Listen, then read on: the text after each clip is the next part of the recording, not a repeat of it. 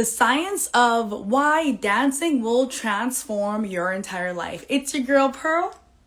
And I was talking in my stories today about the I always want to say 5-day challenge, about the 31-day challenge I'm doing starting in May, the daily dance challenge we're doing.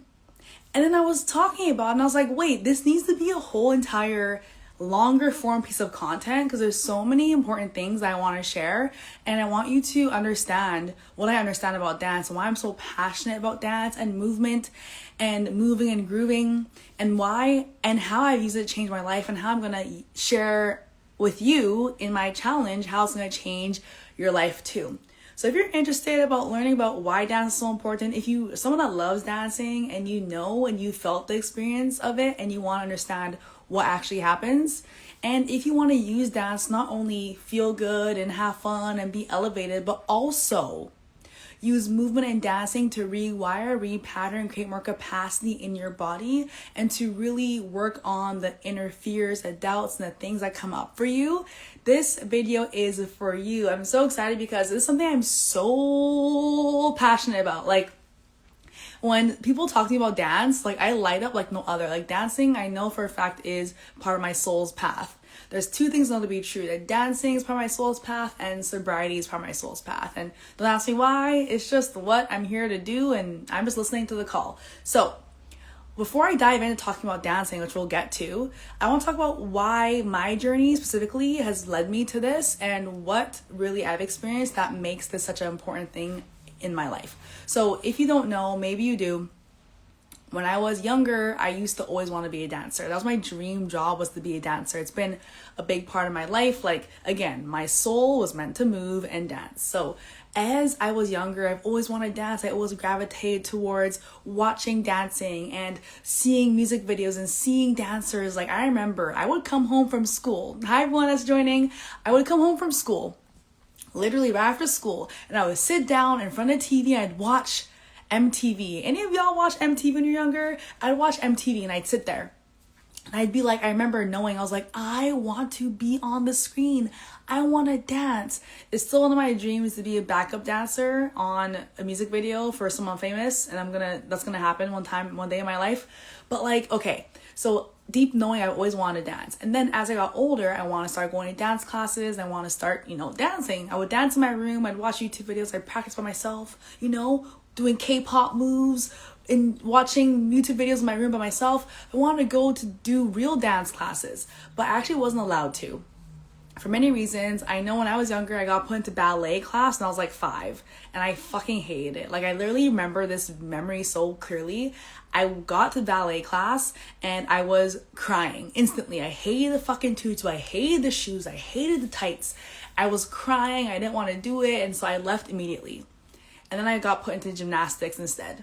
So when I got older, I wanted to go dance. I wanted to do like the cool dance, like the jazz and the hip hop and like the things like that. But I wasn't allowed to for many reasons. We'll get into that. And that really made me so sad. And then when people would ask me what I wanted to be when I grew up, I would say I wanted to be a dancer. 'Cause duh. And I was told, oh, you can't be a dancer. Oh, it's not something that is appropriate or practical. You can't make money. It's too competitive, blah, blah, blah. Other people's stories. Anyway, so I learned that, dance is not an actual real job. So I had to go find a real job. So then I pursued my degree, my career in dietetics, became a dietitian, nutritionist, personal trainer, all the things. Okay, and there's more to that story. But here's where it comes. When I was in university, I danced. I finally was able to dance on myself. I put myself in a dance club, and that was literally some of the best times of my life. In university, I was dancing in a dance club. We do battles and competitions, and we take classes and we dance together, and it was just so incredible. I was so happy. And I remember as I got older, things got busier at university. I was working, doing the things as a student. I stopped dancing for a while in university. And I remember when my sister passed, when she passed, I went through this really deep, dark depression. Like, literally was so sad, didn't know what the meaning of life was. I hated my life, nothing made sense, questioning everything. What am I doing? What is life? Sometimes, if you can relate, you have these like existential crisis moments where you're like, what the fuck am I doing? What's going on? Like, what's the meaning of life? I hate this. You're just not feeling fully alive and in your body, and you're kind of lost. You get lost in the sauce sometimes. So that was me. And I remember one day just being so sad and just feeling so blah. And I got this like nudge to dance. And I haven't danced at this point for a long time. I wasn't going out because I was depressed, right? This is like, I had a phase where I went out all the time, and I've ebbed and flowed, but there was a phase where I didn't go out very much. I was like feeling so low. Then there was a phase where I went out all the time because I was feeling low, right? It's like the duality of that.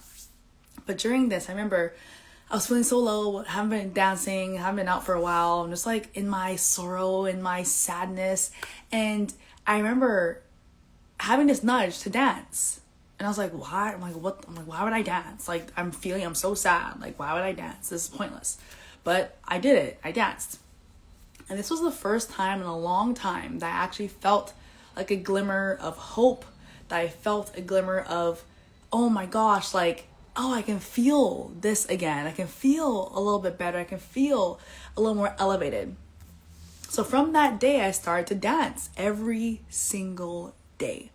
I started to dance, to move through what I was feeling, to liberate myself, and this is before somatics was a thing. This was before I was even learning about somatics and like the power of dance and the science behind it. Like, I just moved, but I noticed I felt something so different in my body. And I was like, oh my gosh, there's something here. So as I started to move more, I would dance literally every single day, multiple times a day, to move through my emotions, to move through whatever I needed to. And I didn't even know what I was doing. I was just listening to my body and moving. And this is a big part of what I teach today, okay? So I was just moving my body, and I was just like feeling the feelings, moving through my grief, through my sadness, through the frustration, through all the things. Just really creating shifts in my body and creating new patterns that I now know, creating new patterns and ways my body gets to process and move through heaviness. So in this process, I learned and actually decided to dive deeper into somatics, into the nervous system, into the subconscious mind and emotions and reparenting, all the things that I now know, that I now teach people. And I learned so many magical things through this research, not just through really embodying it, but also through helping hundreds of women also do the same thing in my somatic sessions, also through doing in-person dancing, facilitating for events, doing workshops. Like, I've just done teaching dance, like I used to do dance fitness classes. Like, I've done so much stuff with movement and dance in my life. And I know this to be true, that dancing is actually one of the most powerful things you can do for yourself on a daily basis. I have a firm belief, and this belief drives a lot of my actions in life and everything that I do. I believe everyone needs to dance every single day. It's a firm belief I have. I believe if everyone danced every single day, their life would change, absolutely transform. Now, why? Why is it important? Why does dance do this, right? This is why.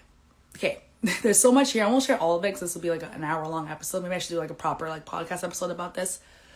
Okay, dancing. First of all, the research around interventions against depression and anxiety. There's a big research article that came out like 1 or 2 years ago, and everyone was talking about it. And it showed there was data about everything. Like, it was antidepressants, SSRIs, like other modalities, other interventions that help combat or prevent or treat depression and anxiety. Dancing was the number one thing that helped this. Secondly, there was lots of research done around dementia, Alzheimer's, and old people, and like how they can prevent this and what they can do to support their brain to not, degenerate, and how we can keep our brains really active and sharp. What came up to be one of the top activities to do to help keep your brain sharp? Dancing. Did you know that dance is the only activity that activates the most parts of your brain at the same time? So when you're dancing and you do a brain scan and your brain lights up, it's the only activity that activates the most parts of the brain at the same time. And I think this is so fascinating. Like, when people, I don't usually geek out about this, but this is like really truly my heart and soul, like neuroscience, learning about movement, dancing, how it affects the body, our state, the brain, all the things. Like, this fact, when I learned this fact, I was like, no shit, you're kidding me. Because when you actually think about that, when people talk about, oh, you only use like a little portion of your brain, it's like dancing is like this super drug almost. Like, it unlocks and lights up all these parts of your brain at the same time because you're moving your body, right? You're coordinating your body. You're using both hemispheres of the brain to move, to coordinate. You are also listening to music, which also activates different parts of the brain. And music on its own, it's its own like sensory experience that activates a lot of parts of the brain. Music is very, very, the word's not coming, but ingrained in our system, and a lot of things happen in our body when we hear music, especially music that reminds us of things, music that is more tribal in nature, music that brings us back to our roots, like music that creates memories and like brings up different emotions. Like that's a whole thing in itself. So then, okay, we're moving, we're listening to music, we're also using our eyes, right? We're using our eyes, we're looking at our space, we have our proprioception, our awareness of space, like that's all happening too. Not only that, sometimes we're using our senses as well. Depending on what space you're in, you might be using your senses. Maybe there's a smell, maybe there's, temperature, maybe there's what you're wearing. Like dancing just uses all the parts of the brain, which I think is so exciting. And in this state, because more parts of your brain are activated, you're actually more open to creating more neurotransmitters, to creating more neural pathways, to having your brain be open to learning new things. Not only this, okay, I could go on about this for so long, but I really want people to understand there's lots more here than we just, dancing is fun. Like, no, dancing is life. Dancing is everything. So not only this, when we're dancing, when we're moving, when we're getting our heart rate up, what happens in the body is we release something called BDNF, which is called brain-derived neurotrophic factor. When this happens, this is like the brain's fertilizer, okay? This is the brain's chemical that actually helps our brain create openings. It helps us create faster connections, more neural connections, creates faster synapses. We're able to learn more. We're able to remember more. We're able to be more open to learning a new thing, because we actually have to be in a certain state to be able to learn and retain information. Did you know that? We cannot learn or retain new information if we're operating from a state of dysregulation, of scarcity, of fear, of any of that, because it is not safe to learn anything new if your body's just trying to survive and preserve what it already has. It will not be open to that. So when you are moving and you're dancing and you're grooving, you're creating these chemicals, you're actually telling your body that, oh, we're okay, it's safe, and we can open up and learn new things, retain new information, and feel differently in the body about whatever it is that you're doing. This is actually why there's research that shows that when you learn something new after exercising or after movement, it actually retains more, even when you listen to something while you move. When you learn something or listen to information, when you're doing something while you're moving, like when you're at the gym listening to a podcast or going for a walk listening to something, that actually lands deeper and better than if you were to do that stationary or from a less elevated state. Okay, now this is also why in what I teach you, if you're going to join the program or the challenge that I'm doing, also in the program creating, but I teach you how to use this state as a way to unlock more of your internal world. Because once we're in this state, we actually realize we have access to more parts of us that we didn't. Okay, more parts of us come online, more of our brain is activated. So when I learned this, I started to create my own methodology around this. In this state, we're actually able to connect deeper to our bodies to see what's coming up for us. And in this state, we can also repattern and rewire and create more capacity in our body around our fears, our doubts, limiting beliefs, our old stories, the emotions that are coming up, all the things that hold us back. And I learned this through doing it myself for years and years. Like literally, 6 years now, I've been crafting this process, because when I was moving through my grief, I didn't realize I was doing this. I was exploring the body using movement to move through my grief and to let the emotions move through in a way that the body needs to. Now, on a nervous system level, what's really important to know is that our nervous system is actually wired to release and to process through movement.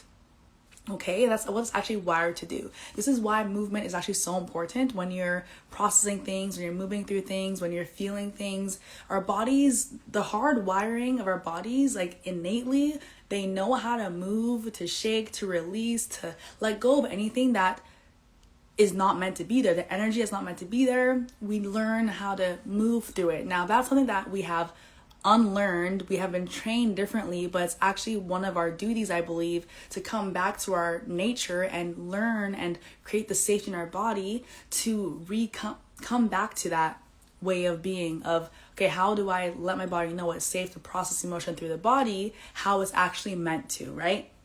Okay, Now, another fact is, this is probably the last thing I want to share because there's so much here, but it's just so fascinating. I find this stuff so interesting. And if you learn anything, let me know. If you watch this live or listening to this somewhere else, DM me or comment below. Let me know what came through for you and what you learned today.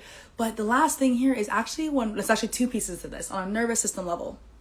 When we're dancing, when we're moving, and I don't mean crazy dancing, it can be crazy dancing, but also can be the slower movements, the more essential movements, the slower, that can be option too. Now, when I say dancing and movement, I don't mean we're doing choreo and we're like dancing and we're hitting the moves and doing no, I mean tuning into what your body needs and moving through those emotions and whatever your body needs to connect to and move through. This is why I teach you in my world, okay? This is why I invite you to join the challenge. So when we're moving, when we're dancing, moving, whatever that looks like for you, you're actually signaling to your body that it is safe, that you are safe when you drop into your body and you're moving. And whether it's a movement that looks big or small, doesn't matter, but you're signaling to your body that it is safe, we're safe, we can be here, this is okay, we are moving, it is okay. For some reason that, I think is tied to, I forgot the exact science behind this, but I'm pretty sure it's tied to the fact that the nervous system is wired to process through movement. So when we're moving, we feel safe most of the time, okay? We're generalizing here. Most of the time, there are going to be some odd experiences, some odd one-offs that maybe won't exactly apply, but for the most part, okay, that's what's going to happen. And then the next piece is the nervous system actually rewires more efficiently and effectively through joy, play, dance, movement. So when we're in these elevated states, we're actually able to rewire and repattern and shift and create more safety and capacity in our system through those states as well. Some people think it's just about being calm, just about being zen. And actually that's not how you create a regulated, healthy nervous system. It's not about being calm. It's about being able to experience stressors and experience the whole spectrum of everything and come back to your center and come back to regulation within a certain time frame that feels good to you, a healthy time frame for the body, right? But when we are expressing these elevated emotions, joy, happiness, experience, whatever those elevated emotions are that you desire to feel, and we bring them into the body and we move with them, that's actually a really beautiful way as well to rewire your body, to let your body know it's safe to feel these good feelings. A lot of time, the work that I do is not just about processing the heaviness and the grief and the sadness and the frustration or whatever is coming up for you. It's actually allowing your body to feel good in the good. How can we feel good and feel safety and feel normalized, feeling good, receiving more abundance, receiving more love, receiving more attention, receiving more likes, more eyes, whatever it is, that gets to feel good. We have to train our bodies to feel good in that. And I find a lot of people aren't used to that, which is fair because we're not used to that for many reasons, depending on your upbringing, what you've experienced. But if you can learn and train your body how to be used to the good and how to normalize the good and how to not only make it feel safe, but make it feel like this is the normal. This is what I want more of, this good feeling that I get to feel this love and this abundance. Because when you're trying to call in more success, I know everyone here wants to make more money, wants to have more clients, wants to have all these things. That is more. And more needs to feel easy to the body, not like pressure, not like responsibility, whatever the things that you're associating with. It gets to feel good, and we get to train our body to feel these ways through the dancing, the joy, the music, the celebration, the excitement. All right, this is one thing. So in my challenge, I'm actually going to teach you how to use the state that you get to unlock through movement and dancing, and in this state, how we're going to rewire, repattern, and create different ways of being and feeling. So this is a really powerful experience. It's going to be 31 days. We're going to be working together, and I'm going to be teaching the science and the deep work behind how we can actually get our bodies on board and to create more of what you want to call in, but also to release and let go of the old patterns, the old stories, the old emotions, the things that are holding you back, how you can release that through your body, through movement, and through connecting to what you actually need and how it wants to come through and be expressed through your body. So hope that was insightful. If you're just hopping on, I just did a whole science breakdown of why dance is the best thing you could ever do for yourself. And if you want to watch this again, please watch the replay. I'm going to be posting this as well in other areas. So if you're watching this somewhere else, let me know how this landed, what you thought, and I invite you to come join me in our 31-day challenge. It's going to be incredible. We're going to help you rewire your patterns and create shifts in your body every single day for 31 days, and you will come out of that a changed human being. Anyway, I'm so happy to have you here. Thank you for watching. If you listen to the whole thing, I appreciate you. I love you. You're doing amazing. Go dance. Go connect to your body. Go remember you're a badass. Go remember you're here to do so many things. And I'm so excited to see you in the challenge, hopefully. And if not, I'll see you around. No, it's not a set time. It's do it as you please. You can message me if you have any more questions about the challenge. But it's do it as you please. I'll be going live at a set time, but that's for me. That's because I want to do that. But you get to do whatever you want that works for you within the challenge. Awesome. Okay. I'll see you all so soon. Bye.